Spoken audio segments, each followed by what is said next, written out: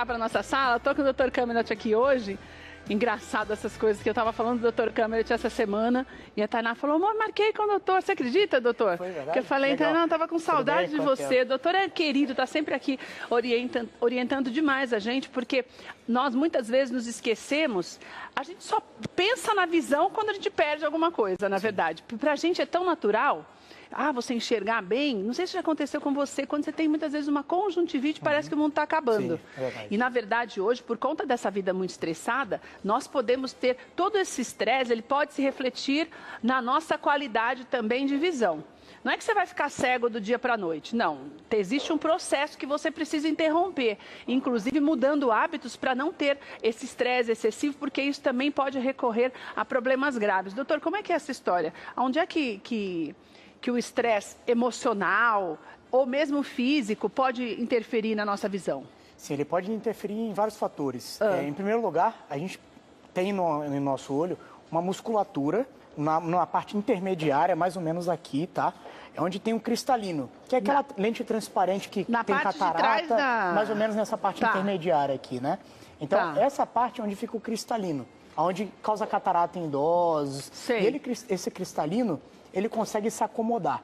Ele tem uma musculatura que prende nele e essa musculatura contrai e relaxa, fazendo com que ele relaxe ou contraia para conseguir focar os objetos para longe e para perto. O que acontece? Que é o natural. É o natural. Toda vez que você vai olhar para alguma coisa, qualquer movimento que faz, ele trabalha dessa maneira. Sim, perfeito. Contrai e solta, que é para formar a imagem, vamos dizer assim. Perfeito. Com o tempo, a gente vai perdendo essa acomodação. Por isso acontece aquela presbiopia, a partir mais ou menos dos 40 anos. Só que quando a pessoa é jovem, trabalha muito tempo durante o computador, muito tempo de celular, até mesmo uma leitura prolongada, é como se essa musculatura tivesse contraída por muito tempo, para conseguir focar para perto.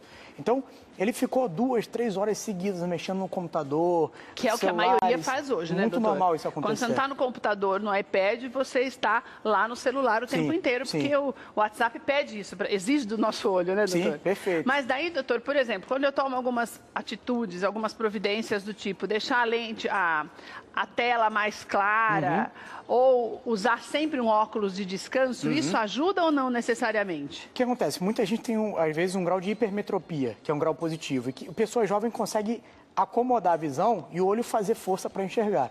Esse fazer força pode causar toda essa fadiga ocular, que seria irritação, dor de cabeça, uma visão que vai e volta, intermitente. Então, a pessoa olhando por muito tempo, ela vai olhar para longe, de repente, necessita de uma certa acomodação para relaxar essa musculatura. Então, isso tudo ao longo do dia, no final do dia, usando o tempo todo, celular, computador, releitura, existe uma fadiga, um cansaço ocular, que muitas vezes a gente consegue amenizar isso, fazendo com que essa pessoa, não é marcado no relógio, mas fala com a pessoa, tenta usar mais ou menos 20 minutos, meia hora o computador, olha para longe um tempo, dá uma volta, vai tomar um café e volta de novo. Não que é o tempo ficar folgar meia hora, trabalhar meia hora e folgar meia, mas poder... 5 minutos pelo menos, né, doutor? Isso, para poder relaxar até 1 minuto, para essa musculatura relaxar e voltar de novo ao normal, evitando esse esforço excessivo, essa acomodação excessiva dessa musculatura responsável pela acomodação do olho. E, doutora, a gente pode acabar se acomodando mesmo sem perceber, por exemplo,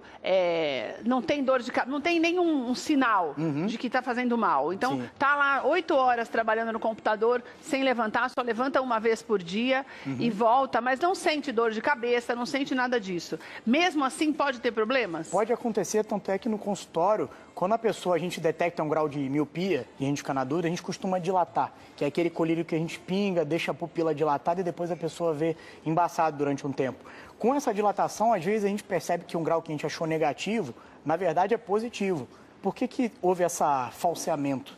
Porque ela está acomodada, é como se aquela lente estivesse travada e a gente, quando relaxa essa musculatura, acha o grau correto da pessoa. Então, por isso que em alguns casos, a gente precisa dilatar o olho, pingar esse colírio para relaxar essa musculatura e não passar um grau errado para esse paciente. Então, também a necessidade da dilatação não só para avaliar a retina, mas também para poder achar esse grau correto em alguns casos com esse colírio. Doutor, houve uma época, quando não se ficava tanto no computador, que alguns oftalmologistas falavam, é interessante você usar o óculos de descanso, que era meio grau, 75, você se lembra disso? Sim, sim. Hoje isso também ajuda a pessoa que não tem problema nenhum? Então, na verdade, assim, se a pessoa tem grau, nessa dilatação, vamos dizer, a gente achou 1 grau, 0,75 positivo, você até pode receitar. Mas se a pessoa não tem grau, você dilatou, não achou, isso não existe grau de descanso. A pessoa tem grau, é porque aquele grau de descanso, vamos dizer, é aquela grau de acomodação, que a pessoa não tem, você não acha no exame sem dilatar, mas quando você pinga o colírio, você acha.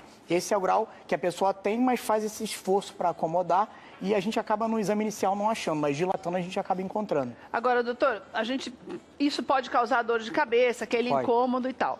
Mas, além disso, isso pode causar, a médio e longo prazo, uma perda da visão? Perda da visão, vamos dizer que não. Mas essa acomodação excessiva pode gerar uma presbiopia precoce, uma presbiopia, aquilo dos 40 anos que eu falei que você começa a perder a acomodação de perto, precisa quase de uma mão auxiliar para fazer assim para jogar mais longe, né? Então, isso tudo pode acontecer. Mas essa dor de cabeça, tudo isso, você passar um grau incorreto se você não dilatar, isso acontece. Outra coisa também muito comum dos pacientes chegarem preocupados no consultório é aquele tremor dos olhos, da pálpebra, na verdade, que ele chega com o olho tremendo involuntariamente e fala, está tremendo e não para. Então, em muitos casos, esse tremor palpebral é relacionado ao estresse. Noite mal dormida, fadiga ocular. Então, a pálpebra também tem um músculo que abre e fecha o olho. Então, é como se a gente associasse com vamos dizer, uma cãibra nessa musculatura. Depois desse cansaço, dessa utilização dessa visão por muito tempo, pode acontecer esse tremor por noite mal dormida, fadiga, estresse. Então, isso também pode causar esse tremor palpebral que muita gente sente, principalmente quando está passando por um período de estresse. Principalmente também porque, na verdade, isso pode acontecer com quem não tem problema nenhum de visão, né, doutor? Perfeito. Uma criança também tem que tomar os cuidados, doutor? Uma criança que fez exame, que não tem problema, nenhuma dificuldade de visão, ela pode comprometer a saúde ocular se ela ficar muito tempo no computador? Sim, porque até os 7 anos de idade foram feitos alguns estudos atuais que esse uso do celular, tudo que é visão de perto por muito tempo, pode induzir uma certa miopia no futuro. Então, até os 7 anos de idade, o olho ainda está em desenvolvimento. Existe mexendo nessa musculatura, a anatomia do olho ainda está modificando. Então, tomar esse cuidado até os 7 anos não é que não pode usar, mas os pais tentarem impor um limite na criança para não exagerar e essa acomodação não ser excessiva, gerando um problema no futuro para ela. Doutor, uma coisa que a gente percebe também é que parece que a gente pisca menos, né? Quando está assim com o olho fixo. Sem dúvida. E a gente tem piscado 5 vezes menos até, né? Sim, sim. E aí, isso também pode atrapalhar? Sim, porque quando a gente está concentrado em alguma fazer, como tudo isso, computador, trabalho, você pisca menos, esquece de piscar, porque você está concentrado. Então, você começa a perceber que o olho está ardendo mais, começa a variar a visão. Então, isso é relacionado também ao uso excessivo, porque o não piscar, você acaba não lubrificando o olho. E nesse tempo seco que a gente está, com o uso de computador, o olho resseca mais. Então, a lubrificação também é influenciada por isso. Doutor, mas daí tem uma coisa que você não gosta, mas que todo mundo tem na bolsa, que é colírio. Sim. Daí tem os colírios aí que você não pode comprar mesmo, porque são considerados até antibióticos. Mas tem aqueles que tem na prateleira lá para todo que é gosto, que só muda o nome, mas tem lá a porcentagem de 0,5 não sei o quê. Sim. Sempre 0,5 de alguma coisa, que eu nunca me lembro que é aquele nome grande lá. E aí, eu posso usar o colírio? Tomar muito cuidado. Por quê? Primeiro, colírios de corticoide não são proibidos vender sem receita. O corticoide pode gerar aumento da pressão intraocular, pode gerar catarata precoce, além de gerar serosa central, que é o problema na retina, que também é relacionado ao estresse e ao uso de corticoide. E como é que eu sei o que é de corticoide? Então, existem vários tipos. Então, na verdade, por isso a importância de quê? Passar com o seu oftalmologista. Senão, vai chegar no balcão, às vezes ele vai te vender um vasoconstritor. O que é isso? É aquele que deixa o olho branquinho. Só que ele lá é tão bom, né, doutor? Porque deixa o olho da gente branquinho, mas é verdade. Só que ele falseia, ele deixa o olho branquinho, você não sabe o real problema.